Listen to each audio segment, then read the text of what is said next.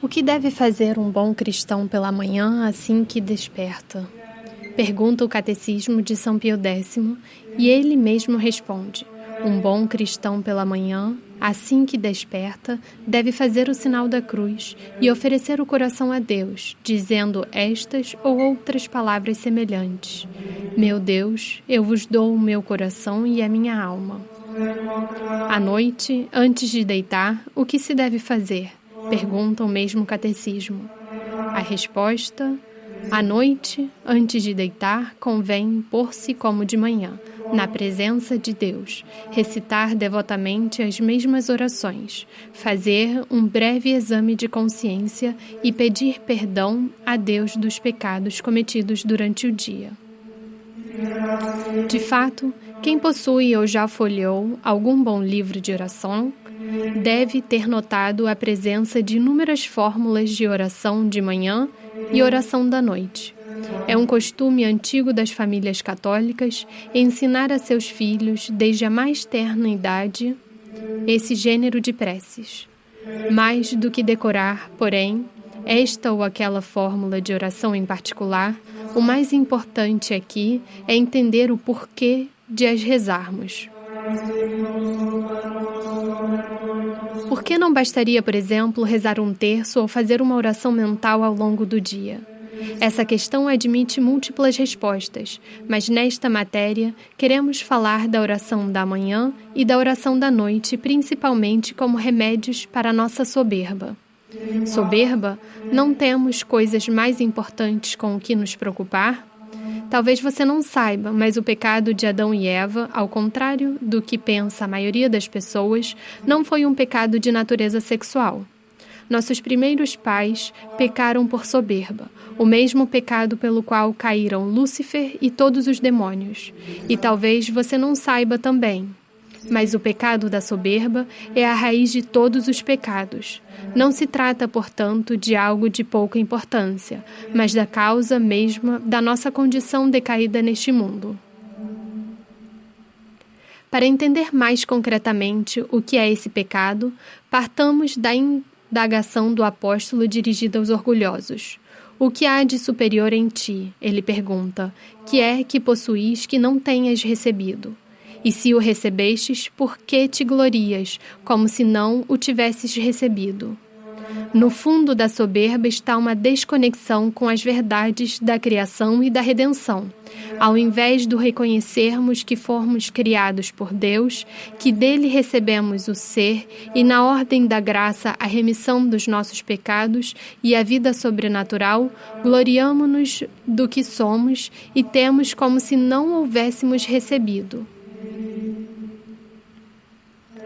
Funciona na prática como uma espécie de ateísmo. Deus não existe, Deus não me dá nada e eu sou bom e me basto.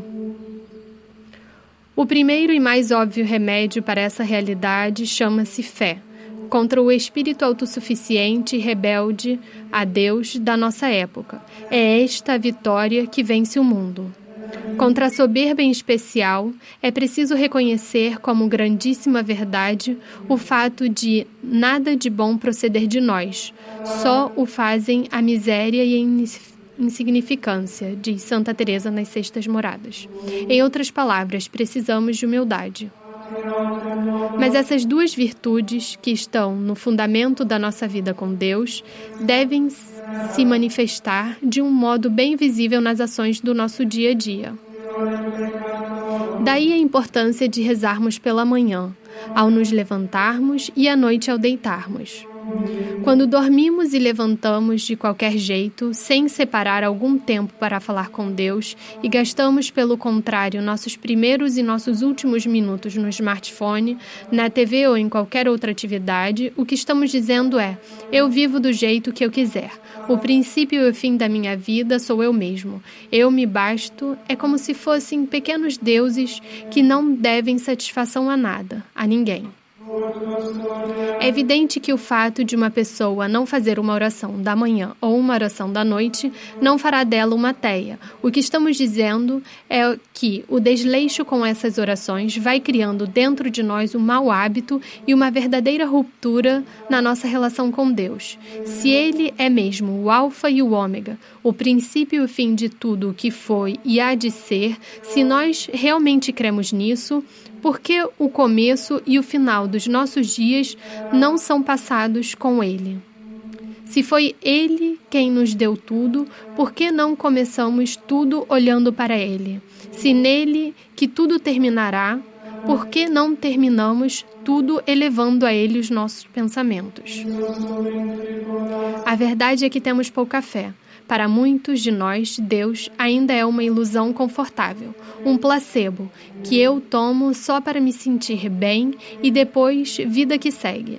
Mas, se nós acreditássemos mesmo em tudo o que dizemos, acreditar quando vamos à missa, quando fazemos uma visita ao Santíssimo, ou mesmo quando ostentamos a nossa catolicidade pessoalmente na internet, nós não viveríamos o restante de nossas horas de modo como vivemos, como se estivéssemos tentando nos livrar de Deus.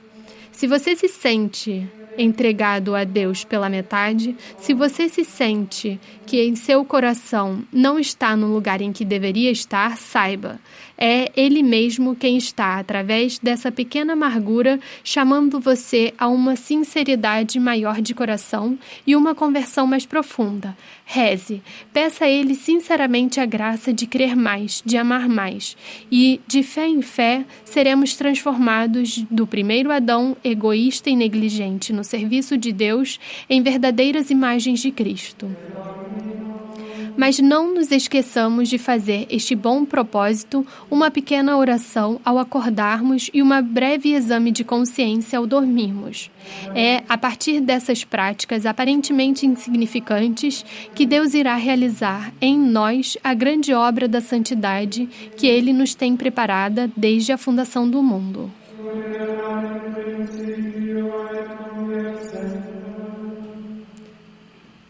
Equipe Cristo Nil Preponere.